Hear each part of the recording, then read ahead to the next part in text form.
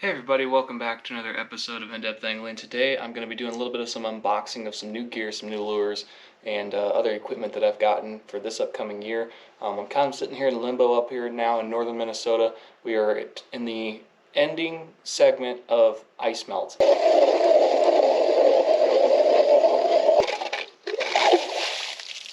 Alright, still a lot of ice.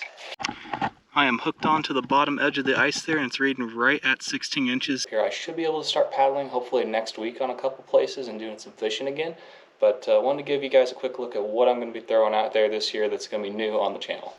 Okay, let me see here. I've got a whole assortment of some jerk baits, and these ones here from Rapala, as you guys can see there.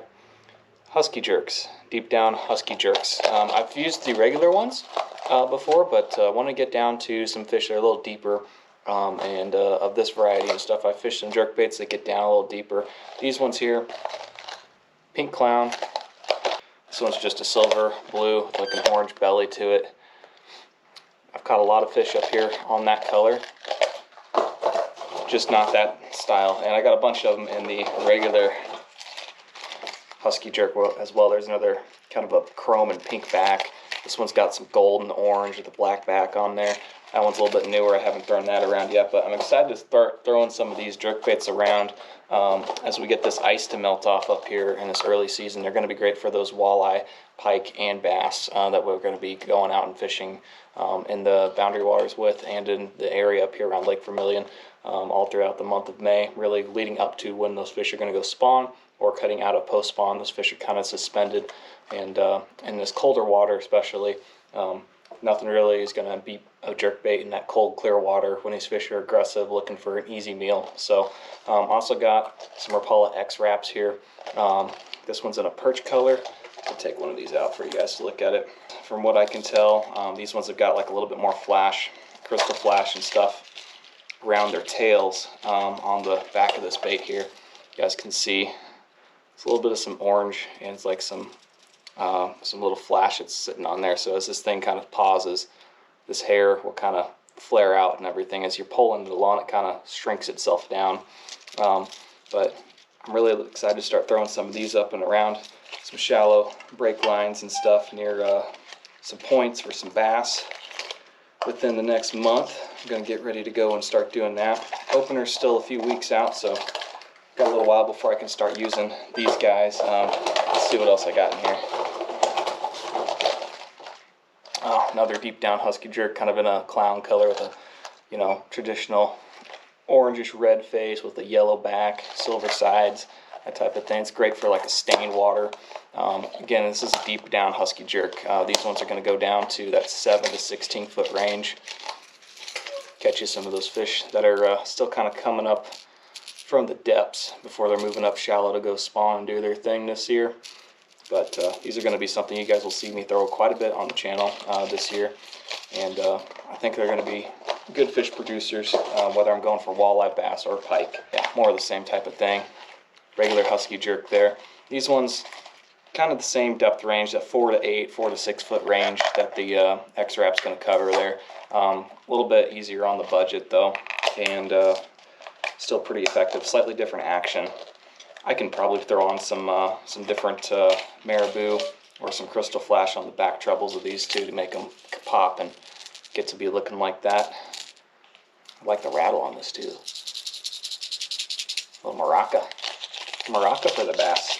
It always seems like no matter how many jerkbaits I end up buying, I end up losing so many of them. They end up getting broken off by big fish, or they end up getting just beat up over time, or snagged up into big rocks and stuff, and start throwing those things, and you're just twitching them along, and you're jerking that thing, and they'll just hit a snag, and they're hard to pop out sometimes, especially when they're suspending, because they don't want to float back up after they hook into a rock like a crankbait does. They're a little harder to get unsnagged.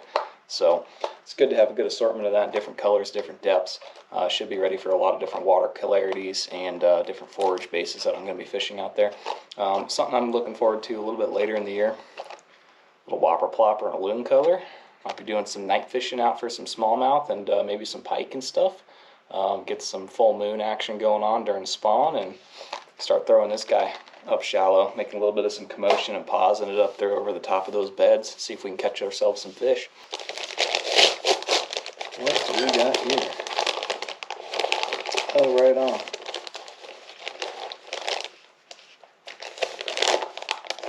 Okay, next up, nothing fancy. Got some swim bait jig heads here with some kind of holographic eyeballs on there. They'll be good. See if I can get one of these out for you guys to see. There are a lot of like little Kitech style swim baits around for bass and walleye up here, even for some bigger crappie and stuff. That eyeball that's on there, a couple different, stoppers there to keep your bait on. Those little grips that are flared out on that hook there. That'll be good. Kind of just a little bit more than your basic general lead head jig head. Going to be fishing a lot of clean water this year, so I wanted to have a few different weights of the same thing there, and something that had a little bit more of a eye catcher there with that bigger eyeball and more of a slender profile, so kind of hides and conceals what we're doing there a little bit better and hopefully gets us a few more bites. Wiggle warts, storm variety, got some different colors. You can't go pre-spawn bass fishing with a better search bait, in my opinion, than a wiggle wart or something similar to this, like a rock crawler. Something that kind of imitates crawfish or like a fleeing bait fish right along those rocks. Makes a lot of noise. Nice rattles in there. This bill will just kind of click along on top of a lot of these rocks and just bounce right off of those boulders that those fish are looking for crayfish into, and going around and getting ready to go into those spawning pockets where it's shallow, or you find those little rocky breaks right outside of those shallow spawning areas. Hard to beat something like this. It's good bait down the Ozarks, and it works good up north too. This little color here, it's a little fire tiger perch style. Green back, orange and yellow belly. Does really good up here. Lots of smallmouth on this last May. Looking forward to getting out and starting chucking and winding some of these crankbaits up shallow into those rocks, catch some pre-spawn fish. Not too far out now. I'm less than 3 weeks away from opener. I'm going to be able to start throwing these things out and start catching these guys. Ooh, yeah.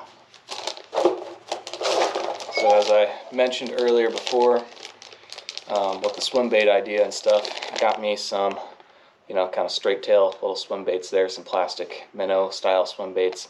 Imitate a lot of the Cisco and stuff forage baits that we have up here. A few different colors. One more like a translucent, with some fleck in it, some little sparkle. Catches that sunlight going through there, and I think that's really going to do well on our clear water lakes. This one here's got that purple in it. Might be better for clear to stained water. I've got a lot of bog stained lakes up here in the area that I fish through the boundary waters in the Lake Vermilion area. That right there, a lot of action in that tail with me not really moving it very much at all, and that's what we're looking for. Just kind of like finicky fish come in and slurp that in. That'd be great. I think these are going to be really good for walleye and bass. Really looking forward to throwing these. You'll see me throwing them quite a bit this summer and through the spring here, I'm sure. Another thing that was, we're going down here through the summer month, and I started to catch some smallmouth on these last year. If you guys have seen any of my other bass fishing stuff, you guys know how much I love topwater. Going to start throwing some more frogs this year. These are just some Booyah pad crashers, and they're one of my favorite frogs to throw. They're pretty simple. They're weedless. And I'll be showing you guys a couple tips and tricks with these guys over the summer. Catch some smallmouth with them, especially during the month of May and June. And you can't go wrong with more jerk baits. I got another one here. It's a KVD Strike King jerk bait there, and a little bit of a perch, yellow perch coloration there. It's got a nice solid knock on there, so as you're popping that thing along, you'll just hear as you're jerking it along through the water there, this thing's going to sit and suspend, so they'll get their attention and just kind of make a good amount of commotion down there. Berkeley's version of a Whopper Plopper style bait there. This one is the Chapo. I've used these guys before. They are pretty effective. They do just about as good as a Whopper Plopper, if not better in some cases. But this guy is a bluegill color, and what caught me on this was the translucent fin here. So this is the part that's going to be making a lot of the commotion in the back there, but it's going to be I don't know, just a little bit of a different color change there for them, so they might come up and hit more of the body of the bait with this being more translucent. I don't really know if that's going to be the case or not, but we're going to try it out and maybe do a little test and compare between Choppos and Whopper Ploppers out this year. It's not very fancy at all, just some fluorocarbon line. Love to throw fluorocarbon whenever I'm throwing those jerk baits. This line sinks, monofilament and braid both float. So if you have a sinking line, it will help when you're fishing baits down low, or when you're fishing stuff that's suspended. Helps get your crankbaits down to depth too, like those wiggle warts, and gets them down there near those rocks that you need to be hitting to get those kind of aggressive reaction strikes from those fish. So yeah, just 100% fluorocarbon, 10-pound test, something kind of lighter diameter. Got one more here for you guys. Save the best for last here. Got a nice fly rod here from Orvis. Upgraded, well, I shouldn't say really upgraded, but I guess got a different weight. Fly rods have got different weight sizes. This one is an 8 weight that I've got, and I like that it comes with the travel case. And yeah, this thing, rod reel combo, 8 weight fly rod, should be pretty good. I'm looking to do some smallmouth and pike fishing with this thing this year. Fly rod, smallmouth, pike, walleye. Heading over towards the north shore of Minnesota to do some steelhead fishing as well. Now's about the same time I should be getting out there and doing that. I might end up going doing that next weekend if I am not able to go paddle around here. So yeah, let me know if you guys are interested in seeing you know, some stuff get caught on the fly rod, what you would like to see get caught on the fly rod. I had a 5 weight before. You guys have seen me use it on the channel. If you've watched any of my fly fishing stuff, that's what I've been using. It gets you by with most things, but when you start throwing a lot of like heavier style baits and you're trying to get things further casted along, that just doesn't have the backbone, and it has a hard time trying to get those flies to turn over on a good cast and get them further out there where you want to get them to go. This here should help with that, should help me fight some of those bigger, more aggressive fish as well, especially if I start hooking into some northerns up here on these lakes. I might have actual chance of landing them a lot better with this. Even though most of our lakes are still frozen up here, a lot of the rivers are opening up. So stream trout are open to target inside of streams, and something like this would be really cool to get out and start using. This thing feels really well balanced, honestly. Right up here by the reel, it doesn't feel like it's too heavy one way or another, so that's really good. And as I've kind of been alluding here with some of these baits, I am planning on fishing Lake Vermilion and the Boundary Waters more extensively this year than I have. I'm looking forward to getting out and trying some more areas in the Boundary Waters near Ely, Minnesota, and over there towards Lake Vermilion. For the next episode, we should be back on the water again, doing some open water stuff. If you guys would like to see that kind of content in the future, subscribe so you don't miss any of it. Comment down below if you have any video suggestions for me up in this area, and what I might be able to do to help you guys go catch some more fish. Thank you guys for watching. Remember to explore deeper. There's more out there, and we'll catch you on the next one.